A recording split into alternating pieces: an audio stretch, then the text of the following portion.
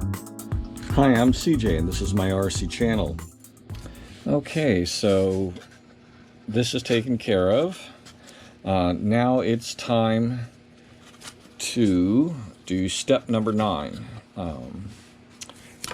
And that's what this mystery piece is for. If you've been wondering what this is for, there's 2 identical pieces.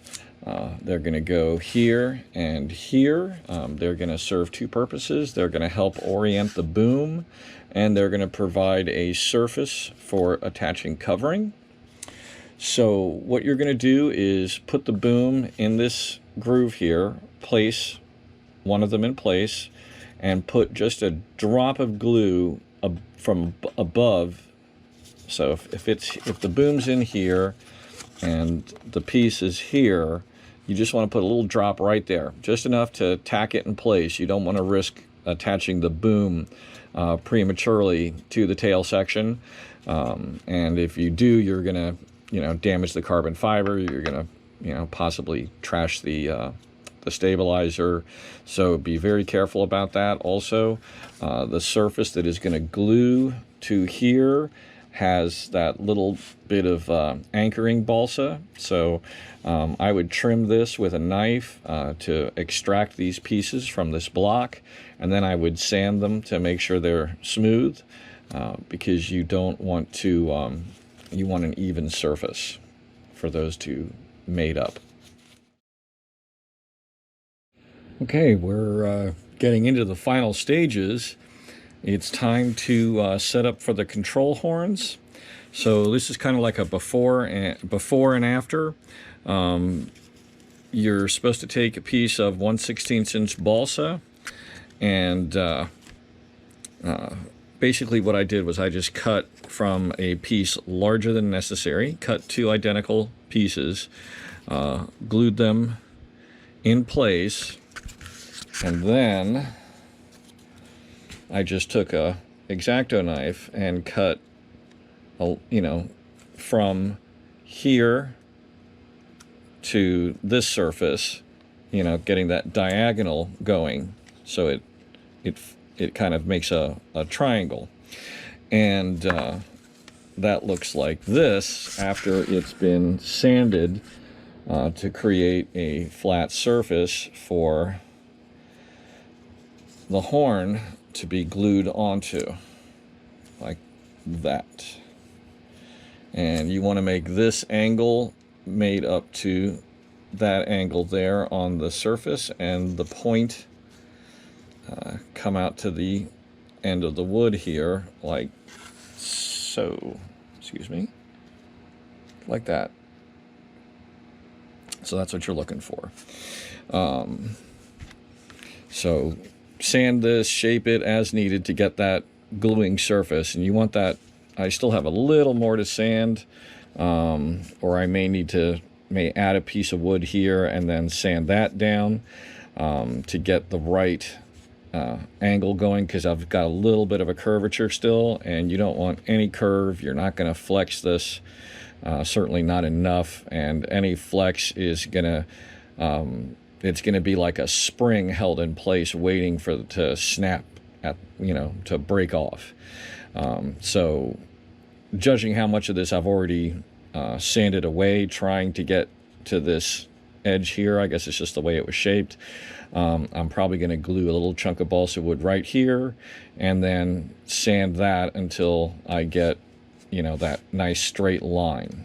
And then I can glue these on, and away we go to the next step, which is going to be covering, because once these are mounted, I can cover the tail surfaces, and then it's time to mount the V-tail to the boom. I've thought about using how I'm going to hinge this. I don't want to use hinge tape. I think it's a lot of extra weight, especially if you do it right. And doing it right means a full-length piece of tape on either side.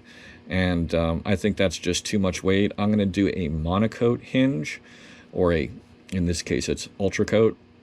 But basically, the way I'm going to do it, I'm basically going to cover this, like as a single sheet with a bit of a gap. And then once that is done, I can open the, unfold it like this, and then put a small monocoat strip across here, and that way there will be monocoat to monocoat connection in that little bit of a gap there, and that'll make for a permanent hinging surface. Monocoat hinges work very nicely, and they're extremely light because you're going to be covering it anyway. So, you know, what's an extra 1/4 inch of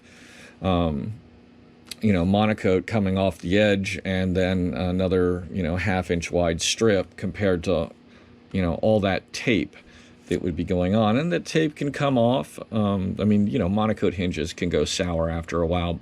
I've never had one doing it. As long as you get, you know, about an 1/8 to a 1/16 inch, you know, maybe 1.5 millimeters gap in between the two, and then you get the covering from either side to actually, you know, pinch together, and you know, with the heat gun, or excuse me, with the iron, you've locked it in, and I find they work very, very well. So that's what I'm going to do, because I'm trying to keep this as light as possible.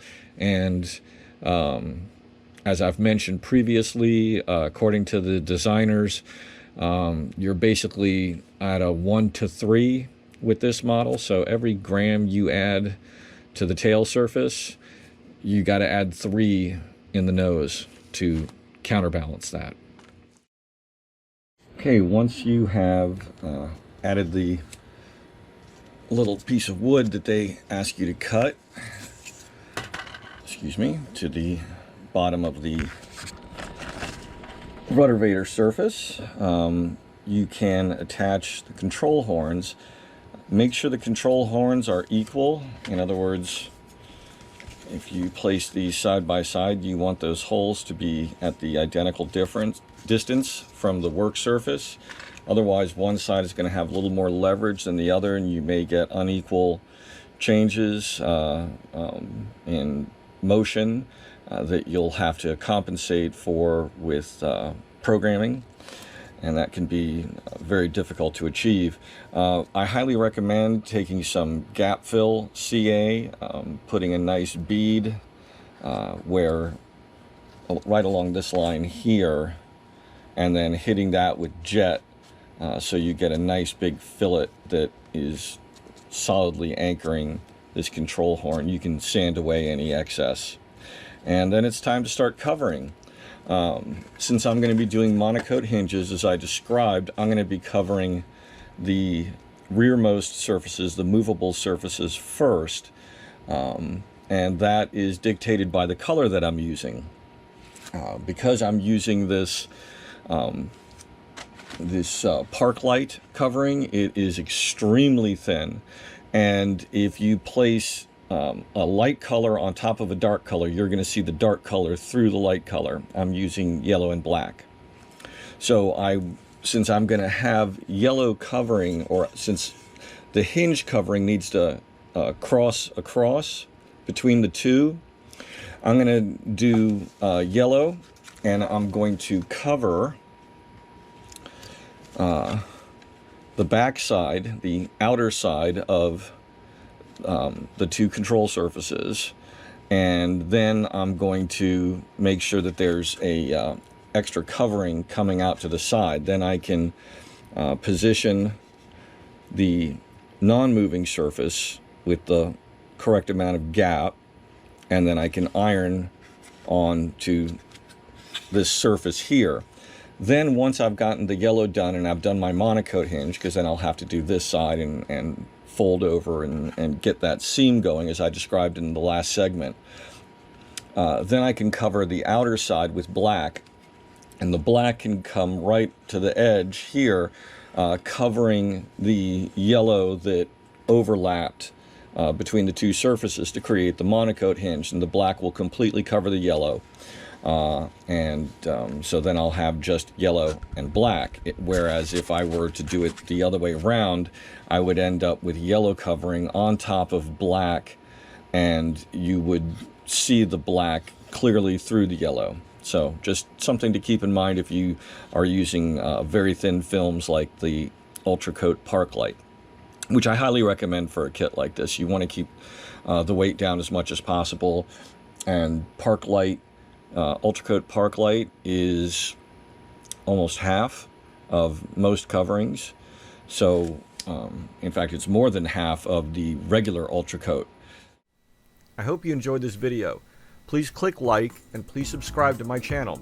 If you click the bell icon, you'll receive notifications every time I launch a new video. Thank you for watching.